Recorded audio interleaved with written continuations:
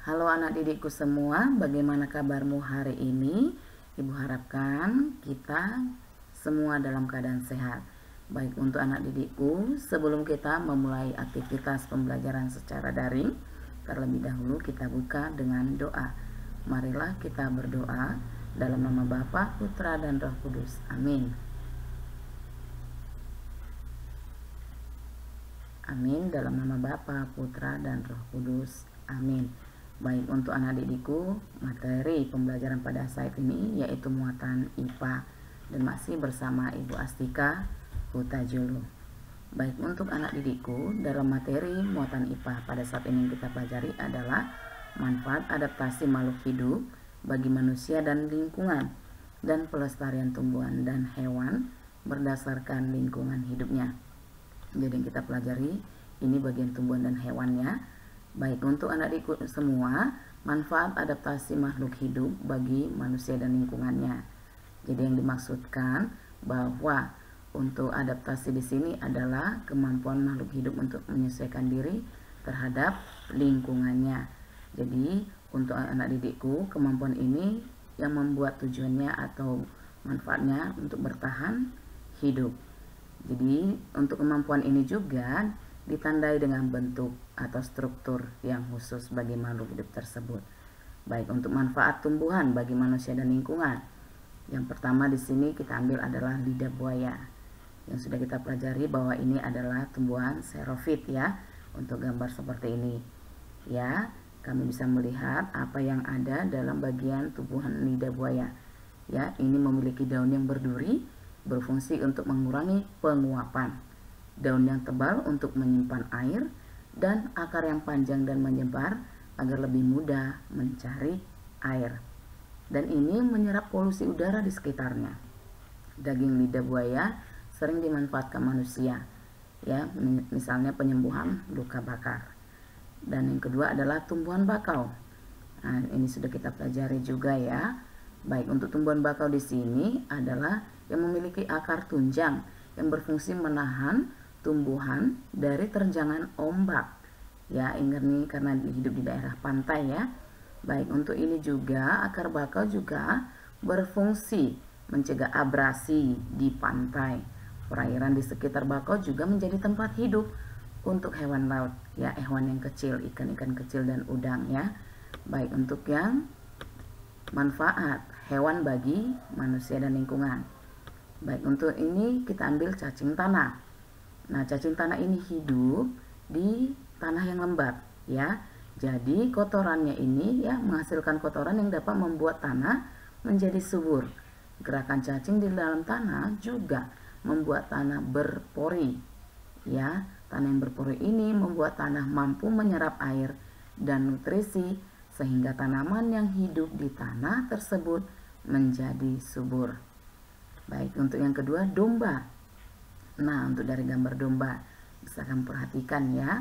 Jadi untuk domba ini mempunyai rambut yang tebal yang fungsinya untuk menghangatkan tubuh saat suhu di lingkungan rendah.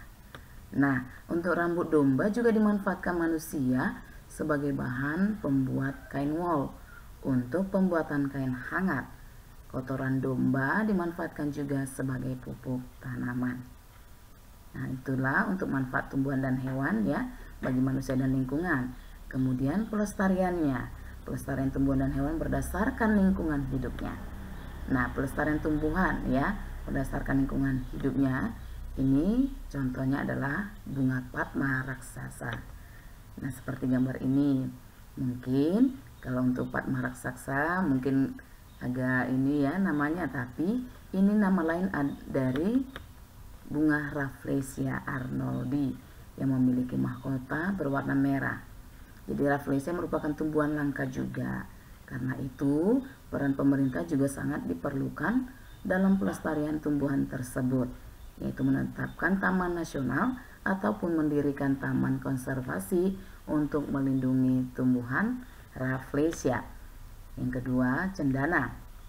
Ya, dari gambar seperti ini ya.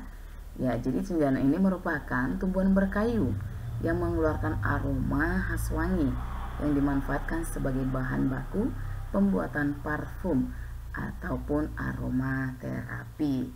Ya, jadi untuk tumbuhan cendana termasuk juga tumbuhan langka karena sulit dibudidayakan.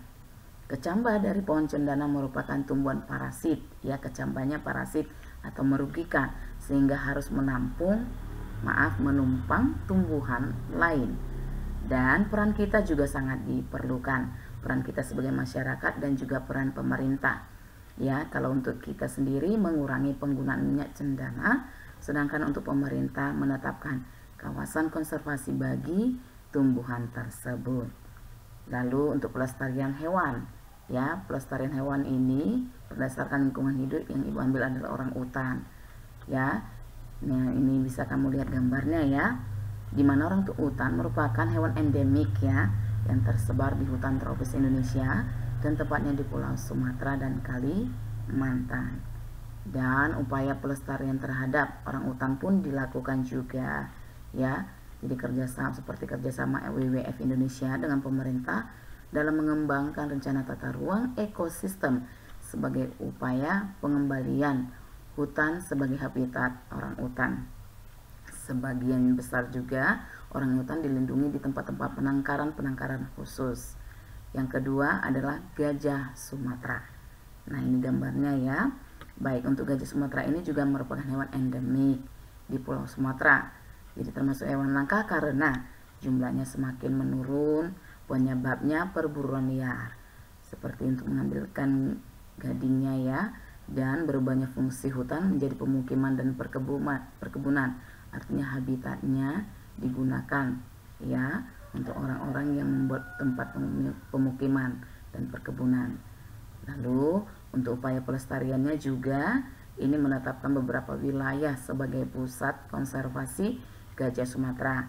Misalnya Taman Nasional Waikambas yang ada di Lampung dan Taman Nasional Tesonilo yang ada di Riau. Baik, itulah anak didikku semua untuk manfaat dan pelestarian tumbuhan dan hewannya berdasarkan lingkungan hidupnya. Ibu harapkan kalian juga dapat mengerti dan memahaminya kembali.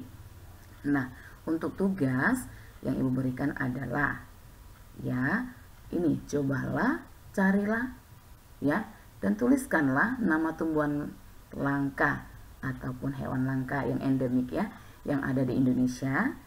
Kemudian identifikasikanlah di lingkungan hidup tumbuhan dan hewan tersebut serta bagaimana cara melestarikan tumbuhan dan hewan tersebut. Baik, demikianlah pembelajaran untuk hari ini ya. Video pembelajaran untuk hari ini. Terima kasih dan salam sehat.